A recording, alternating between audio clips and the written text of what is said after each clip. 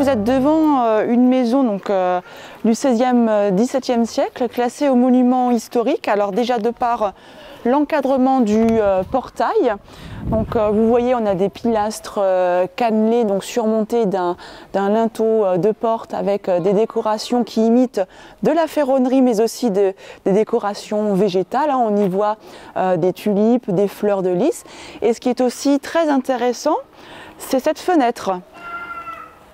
Un oriel, on appelle ça, c'est une fenêtre en encorbellement qui est suspendue dans le vide, le prolongement en fait d'une pièce de la maison. On pouvait observer ce qui se passait dans la rue. On avait beaucoup ce type de fenêtre à l'époque Renaissance, et c'était aussi signe de richesse. Ce qui est intéressant sur ces fenêtres, c'est leur décoration, notamment au niveau des allèges, donc cette partie inférieure, ce mur de soutènement juste en dessous de la fenêtre, où on voit des décorations sculptées. En Alsace-Bossu, on travaillait très bien, on savait bien travailler la pierre plutôt que le bois. Donc on faisait des sculptures, on imitait donc jusqu'aux vis, vous pouvez les voir ici. Et vous avez aussi un autre élément très intéressant, c'est cette statue qui soutient donc la partie supérieure de l'oriel, et cette statue peut faire penser à une statue qu'on trouve dans l'Antiquité grecque ou romaine. En fait, il s'agit d'un Atlante. L'Atlante, si vous voulez, c'est la version masculine des Cariatides, qui étaient des déesses dans l'Antiquité grecque, donc représentées sous forme de statue.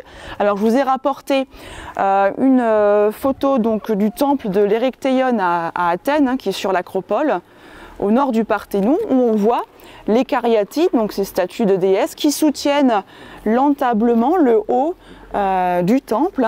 Donc on voit qu'ici, on fait pareil, on s'inspire de l'Antiquité grecque ou romaine, et c'était le cas à la Renaissance, parce qu'on voulait se différencier de ce qui se faisait au niveau du Moyen-Âge. Voilà. Et juste à côté, il y a une porte encore très intéressante. On y voit une date, 1589, alors c'est peut-être la date de construction ou de reconstruction, des fois c'est l'une ou l'autre, et on voit aussi sur le linteau un emblème. Est-ce que vous arrivez à identifier l'emblème? Un bretzel, tout à fait, donc on peut sans doute, il tourne là-bas, penser que c'est un boulanger, pâtissier qui habitait ici. Donc grâce à ces emblèmes-là, on pouvait savoir qui habitait ici. Maintenant, on va se diriger dans la rue du Passage et Morgane va vous ouvrir donc le premier bâtiment. Donc je laisse la parole maintenant à Morgane qui va vous expliquer le logement coaché. Donc on est ici devant le 4 rue du Passage, qui est donc une rénovation récente qui a été portée par la ville de Sarre-Union, et un projet qu'on appelle les logements coachés. Alors pourquoi? Parce qu'en fait c'est né d'un constat, celui que, comme vous le savez peut-être, en Alsace-Bossu et à Sarre-Union même, il y a plusieurs industries et grosses entreprises. Et ces entreprises-là souffraient en fait d'un manque d'ouvriers qualifiés, et ont porté auprès des différentes institutions de formation, en tout cas, le besoin de mettre en place des formations spécifiques, donc qui vont être conducteurs de ligne ou chaudronniers, sur Sarre-Union même, pour pouvoir ensuite accueillir des ouvriers au sein de leurs entreprises. Donc c'est un projet qui a été accompagné par la communauté de communes d'Alsace-Bossu et la commune de Sarre-Union.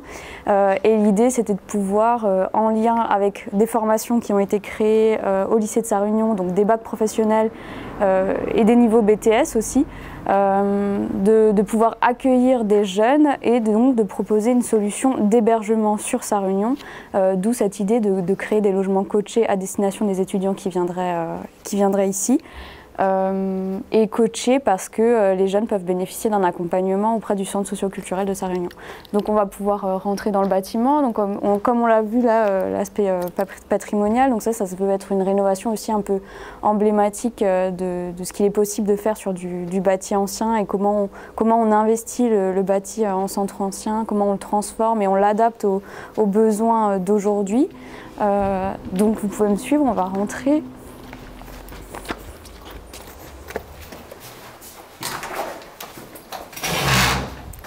Donc là, on est dans la cour des logements. Donc l'idée, c'était de pouvoir proposer des accès différenciés à chaque logement et d'où la création de cette cage d'escalier dans la cour intérieure. Ce qui est aussi rendu possible par la forme d'urbanisme un peu spécifique du centre ancien. On va très souvent avoir des petites cours ou des petits espaces de jardin. Donc ici, l'intervention, ça a été quand même de prendre le parti pris de déconstruire parce qu'il y avait quand même un petit bâtiment en fond de cour.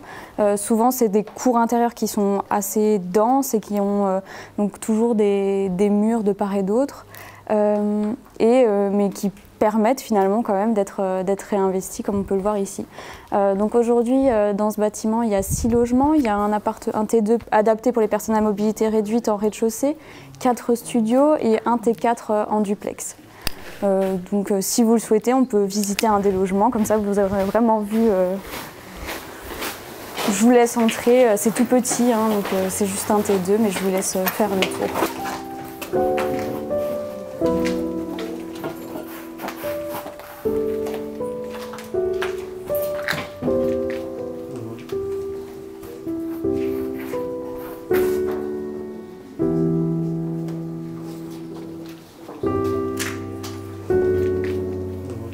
C'était surtout l'idée de vous montrer ce qui est possible de faire. Comme aujourd'hui, on voit du patrimoine et sur les autres bâtiments qu'on va pouvoir visiter, là, on voit un peu ce qui peut aboutir après. On verra comment on va un peu dans le sens inverse aujourd'hui.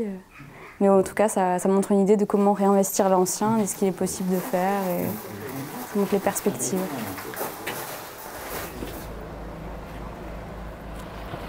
Donc là, vous êtes devant l'actuelle mairie de Sarre-Union. Alors, ça n'a pas toujours été une mairie. On le voit au niveau des entrées, des portes, des fenêtres, donc sous les arches circulaires. Aujourd'hui, vous avez portes et fenêtres, mais à l'époque, c'était un passage libre. Il n'y avait pas de fenêtres, pas de portes. Et en fait, ça abritait le marché. C'était une halle couverte, en fait, une halle au marché. Ce bâtiment servait aussi de lieu de stockage pour le matériel d'incendie, donc tout ce qui est seaux, crochets. Et au premier étage, vous aviez aussi la maison commune, donc on appelle aujourd'hui la mairie. Et c'est un bâtiment qui date du XVIIe, XVIIIe siècle. Alors on voit notamment sur votre gauche un cartouche là-bas avec le bouc, symbole héraldique de la ville de Sarre-Union, mais aussi en dessous une date, 1684. Ici, il s'avère que c'est la date de reconstruction et pas par n'importe qui. Je vais vous montrer. Donc cette année-là, la visite du roi Soleil Louis XIV qui assistait à des manœuvres militaires dans la région. Et donc quand il est passé à Sarre-Union, le marché était en mauvais état, il menaçait ruine, donc du coup il a fait reconstruire sur ses propres deniers, on va dire, le marché couvert. On va aller voir à présent maintenant la maison Renaissance et puis après on va terminer avec les 2 autres bâtiments où on va pouvoir rentrer. Donc là vous êtes devant une maison Renaissance qui date de 1624. Alors je vous ai apporté une vue ancienne, donc fin 19e, début 20e.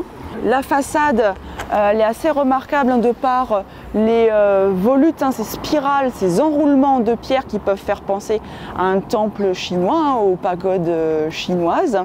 Et elle ressemble aussi un petit peu à la maison Kern à Colmar, qui elle date de 1594. Alors c'était un style très à la mode à l'époque. On retrouvait ça en Alsace, en Allemagne, mais aussi en Belgique ou encore en Hollande. Alors on va s'approcher un petit peu, venez. Ce qui est remarquable, on a 2 oriels. Le premier, c'est ici, où on voit que l'allège, donc c'est la partie juste en dessous de la fenêtre, est très travaillée, sculptée. On voit des éléments de ferronnerie jusqu'aux vis. La fenêtre au-dessus est séparée par un meneau. Donc c'est le montant en pierre centrale qui divise la fenêtre en 2. Et puis sur le côté gauche, vous avez également un 2e oriel encore plus important qui est sur 4 niveaux et très décoré. Au premier niveau, vous pouvez voir qu'il y a une tête de lion. Ça aussi, c'était très à la mode à l'époque Renaissance. Moi, ça me fait penser au lion sur la place Samar à Venise. Voilà, un petit clin d'œil. Voilà. on va continuer avec la maison de l'habitat. Du coup, et au passage, je vais encore juste vous montrer un oriel.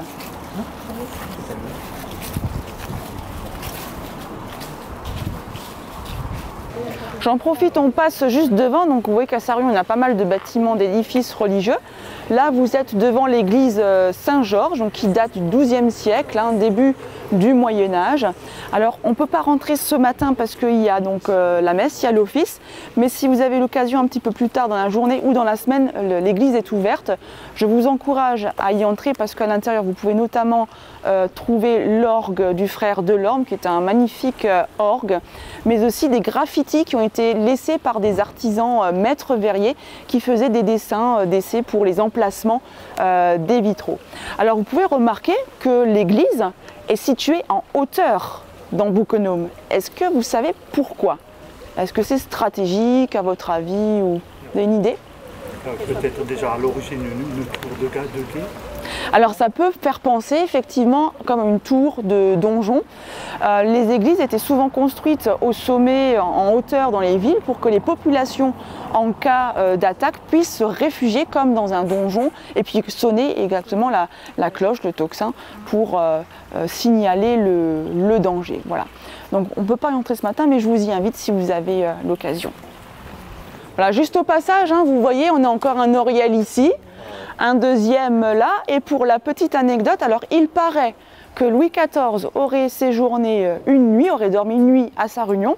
Il aurait peut-être dormi dans l'hôtel de la Rose qui se situe, alors on ne sait pas, c'est des on-dit, au niveau de l'actuel fleuriste, ou alors encore ici au niveau de l'ancien cinéma. Et donc les oriels, il faut vous imaginer, bon il n'y en a plus tellement aujourd'hui, mais à l'époque il y en avait énormément, pas mal ont été détruites, et rappelez-vous c'était signe de richesse. Monsieur signalait qu'on a encore une autre façade là, donc type Renaissance. Et là, on se trouve devant encore un autre oriel triangulaire qui est lui aussi décoré. On voit en dessous un jeune homme qui supporte sur le dos de ses épaules l'oriel.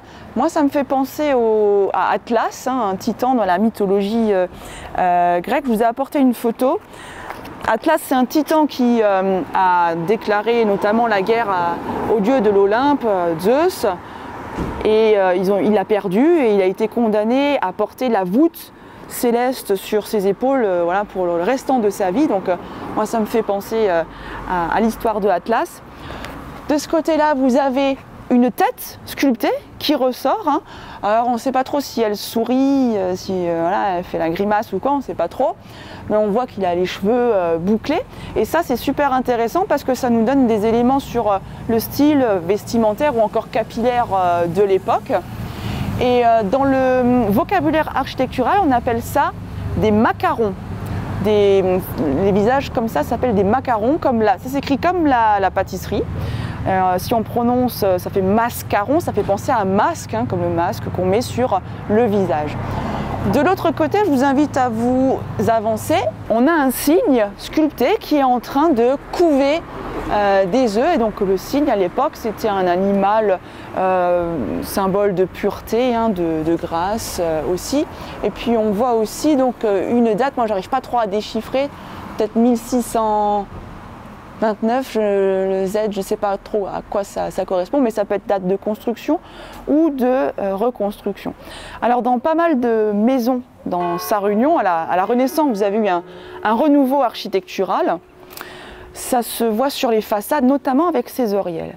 Mais on voit aussi sur la hauteur des bâtiments. Toutes les maisons que vous voyez ici sont assez grandes et vous avez la configuration suivante. Donc vous avez souvent une cour derrière, une grange et encore une arrière-cour. Donc la maison continue jusqu'à la rue prochaine, perpendiculaire. Il y a souvent dans les maisons des escaliers à vis ou en colimaçon. Vous allez voir tout à l'heure, vous allez en voir un notamment. Je sais qu'il y en a une notamment dans cette maison, je n'ai pas eu l'occasion de la voir. Et monsieur me disait aussi, dans la maison où je vous ai montré l'oriel triangulaire avec l'Atlante, il y en a un également. Donc ça se faisait beaucoup des escaliers comme ça, et notamment aussi dans la maison Renaissance, vous avez l'escalier qui ressort un petit peu, on le voit, on peut voir sa forme en fait. Voilà. Enfin, ici c'est particulier, je connais la maison, Il y a un escalier qui mène tout de suite à l'étage, et un autre, enfin tout en haut, et un autre escalier qui mène au premier étage. Donc il y avait deux escaliers. Il y a deux escaliers. Une toute petite cour derrière, comme je disais. Petite cour, ouais. C'est souvent le schéma, ce schéma-là qu'on a. On va aller voir maintenant la maison de l'habitat et ensuite on va terminer par l'ancienne pharmacie Jacob. Juste pour introduire un petit peu, donc ici on va vous présenter la maison de l'habitat, mais l'idée c'est surtout de vous faire visiter le bâtiment aussi. Juste pour vous expliquer, la maison de l'habitat en fait c'est issu un service public issu de la collaboration entre la collectivité européenne d'Alsace, la commune de Sarre-Union et la communauté de communes d'Alsace-Bossu. Et l'idée, c'est de regrouper dans un même lieu toutes les informations liées au dispositif d'accompagnement, que ce soit technique mais aussi financier, autour de la rénovation et de tous les sujets liés à l'habitat et au logement. Et justement, avec ce tour qu'on a pu faire patrimonial dans la ville, vous avez pu voir que le sujet de la dégradation d'un centre ancien comme celui de Sarre-Union, pose question parce qu'on a des bâtiments qui sont, des situations qui sont assez complexes et qui ne répondent pas forcément aux attentes d'aujourd'hui en termes d'habitat, parce qu'on va avoir des petites maisons très denses, peu d'espace extérieur. Et aujourd'hui, la question de comment réinvestir ces centres anciens pour ne pas les laisser dépérir, justement, c'est un sujet auquel les politiques publiques essayent de répondre en mettant en place, comme vous pouvez peut-être connaître, que ce soit au niveau national, des dispositifs d'aide, et notamment pour tout ce qui est rénovation thermique, ce qui est aussi un sujet sur le bâti ancien, d'où l'idée de créer ce lieu. Et juste avant qu'on entre, parce que du coup je vais vous laisser librement vous promener, Louise l'expliquait, dans la particularité d'un point de vue urbanisme ici, c'est qu'on va avoir les grands bâtiments d'habitat sur rue avec très souvent des locaux commerciaux en rez-de-chaussée et des bâtiments plutôt agricoles en fond de cour, avec des parcelles très en lanière, donc qui posent la question de comment on accède aux étages et de comment on investit ces espaces de cour. Et ici c'est un bon exemple d'un bâtiment qui a vécu, on va dire, et qui a subi des transformations successives et une densification successive, qui là aussi pour des questions de transformation, ça interroge beaucoup sur comment on transforme ce genre d'endroit. Donc je vous invite à me suivre.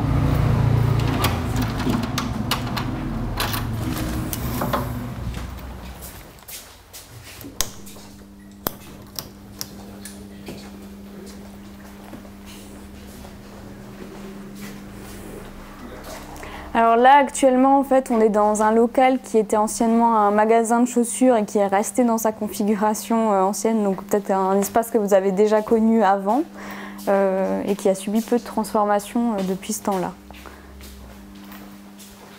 Aujourd'hui, c'est la seule partie du bâtiment qui est occupée et utilisée, donc qui sert donc à accueillir le public et les différents usagers qui ont des questions en lien avec leur logement. Et il y a également des appartements à l'étage qu'on ne visitera pas, mais on va pouvoir visiter le reste de la parcelle et du bâtiment.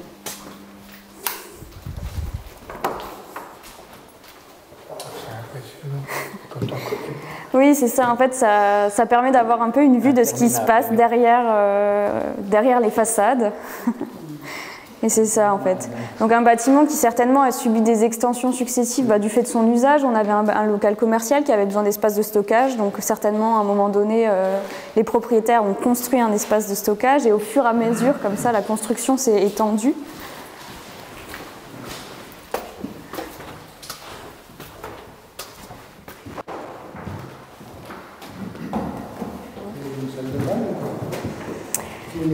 Alors, a priori, ça a servi de salle de judo. On est passé du magasin, en fait, je vais ouvrir la porte là-bas, vous allez pouvoir lire un peu mieux comment ça se passe. On est passé du magasin à un espace de stockage, à un autre espace de stockage. Donc là, on est au-dessus du même espace de stockage. Donc c'est un peu les curiosités de ces constructions comme ça en cœur d'îlot. Ce que je disais tout à l'heure, c'est que l'info qu'on a réussi à retrouver, c'est que cette salle aurait servi de salle de judo. On n'a pas d'autres infos particulières. Pareil, je ne saurais vous dire si cette partie-là était là avant ou si ça a été construit pour un usage précis. On a peu de retours, mais autant dire que ça montre les petites curiosités qu'on peut trouver Je vais juste me permettre d'ouvrir la porte là-bas pour qu'on puisse lire la...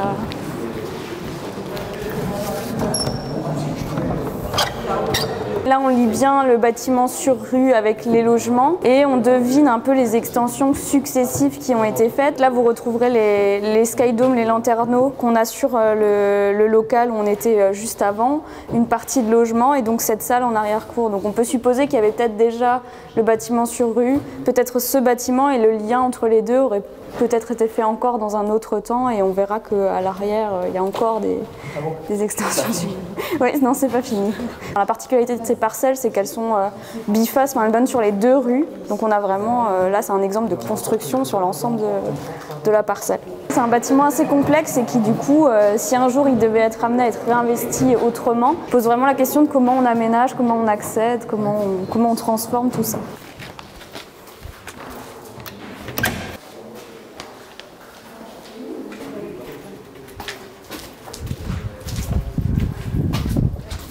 Là, on devine bien les extensions successives avec un plancher bois, puis un plancher béton et poutrelles métalliques qui serait plutôt d'après-guerre, un ancien encadrement. Alors, aucune idée de s'il est existant, ça pourrait très bien être aussi de la récupération. Donc, en fait, il y a beaucoup de questions sur ce bâtiment, il présente beaucoup de... Oui.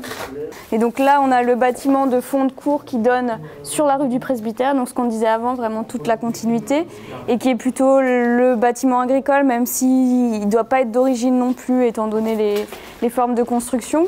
Et encore une fois, donc, cette partie-là aussi qui questionne sur les extensions successives, où on peut supposer que l'étage aurait été rajouté à un autre moment, ou en tout cas sur une partie, avec également encore des restes d'encadrement ou de portes d'étables justement, mais qui pourraient être récupérés aussi.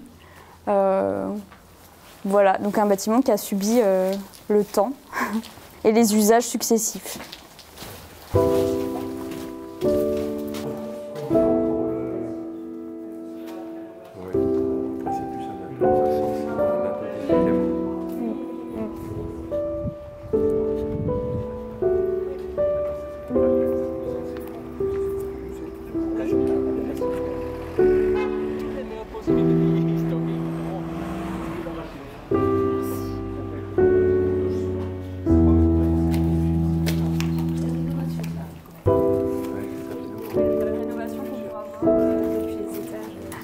Donc là, on est dans la cour de l'ancienne pharmacie Jacob, donc qui est un bâtiment du XVIe siècle, potentiellement 1560, hein, comme c'est écrit sur cet encadrement, un encadrement qui est aussi inscrit au monument historique donc, depuis 1934 1934. 1934, ouais.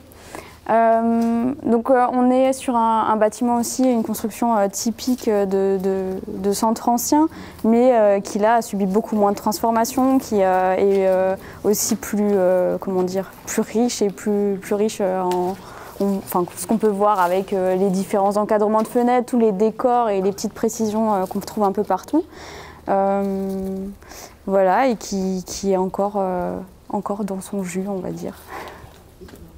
Je ne sais pas si tu as des éléments. Oui, je vais juste rajouter quelques petites choses en complémentarité. C'était une ancienne pharmacie, hein, peut-être certains d'entre vous connaissez ce bâtiment comme la pharmacie Jacob. Alors je vous ai apporté une photo ancienne donc, de la pharmacie avant pharmacie Jacob, la pharmacie Mahler. Vous voyez ici, hein, c'est l'intérieur, avec toutes les étagères, les petits pots. Et en dessous, c'est une photo donc, des fiançailles de Jacques Mahler, pharmacien hein, également. C'est le père de Alfred Mahler, peut-être que quelques-uns d'entre vous l'ont connu. Et Alfred Mahler avait des contacts aussi avec le docteur Albert Schweitzer qui venait assez souvent à sa réunion. Hein. Donc là, il est ici, Jacques Mahler. Voilà, et ici, ce serait son grand-père apparemment. Voilà. On peut rentrer à présent dans le bâtiment.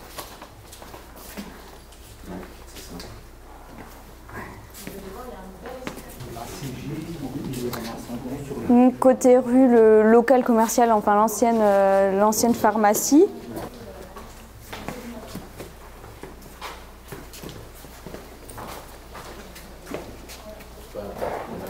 Et je vous invite à me suivre, on va monter dans les étages. Et donc dans les étages, ça servait à la fois de bureau mais aussi de logement. Allez-y, vous pouvez... On vous suit.